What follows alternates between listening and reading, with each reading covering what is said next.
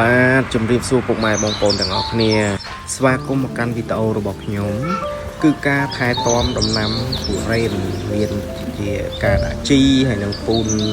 ដីគល់ជាដើមដូចនេះហើយសូមទស្សនាក្នុងវីដេអូទាំងអស់គ្នា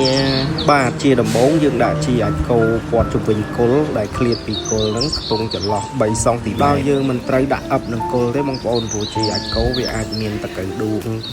ហើយក៏វាអាចធ្វើឲ្យ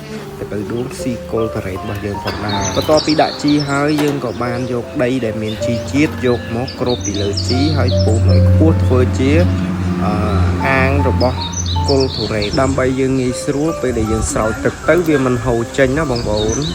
ឥឡូវនេះយើងដាក់ដីខ្មៅបាន2លំមកហើយយើងបន្តដាក់ឲ្យបាន5លំមកឲ្យវាបានច្រើនតិចទៅបានខ្ពស់ជាងដីធម្មតាបងក្រោយផ្ទះខ្ញុំពិបាករុញដីចូលបន្តិចបងប្អូនដោយសារវាមានកន្លុកវាមានទួលអញ្ចឹងណាអញ្ចឹងជាស្រូវហើយឥឡូវនេះយើងបន្តដាក់បាន4លំមកហើយ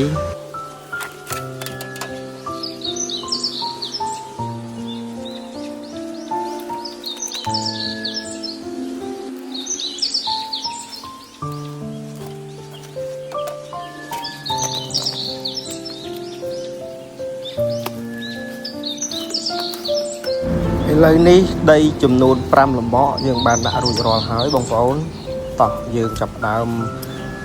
រៀបចំឆាយដីដែលយើងគ្របពីលើជីហ្នឹងឲ្យវាស្អាតឲ្យវាចេញជា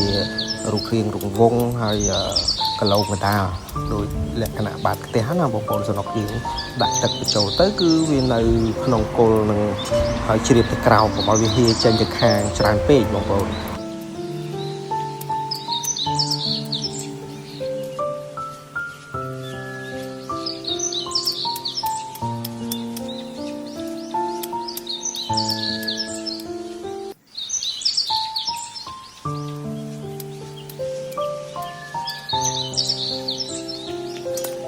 ហើយបន្ទាប់ទៅទៀតគឺយើងបញ្ចូលទឹកវា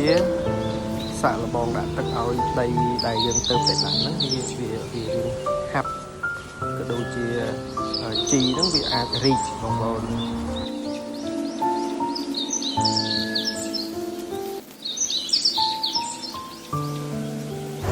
បាទបងប្អូនដែលមានធូរ៉េនមកនៅពេលដែលយើងស្រោចទឹកសូមកុំស្រោចតែគល់បាទអាចបាញ់ដាក់ដើមហើយនឹងស្លឹករបស់វាផងដើម្បីឲ្យវាទទួលបានទាំងលើហើយនឹងទាំងក្រោមបងប្អូនហើយដំណាំធូរ៉េននេះផងដែរទោះបីខែវស្សាមានភ្លៀងជោគជាំក៏ដោយកាលណាយើងមិនដាក់ជីយើងមិនស្រោចទឹកគឺមិនចេញត្រួយទេបងប្អូនចុងក្រោយសូមអរគុណបងប្អូនដែលបានទស្សនាវីដេអូនេះ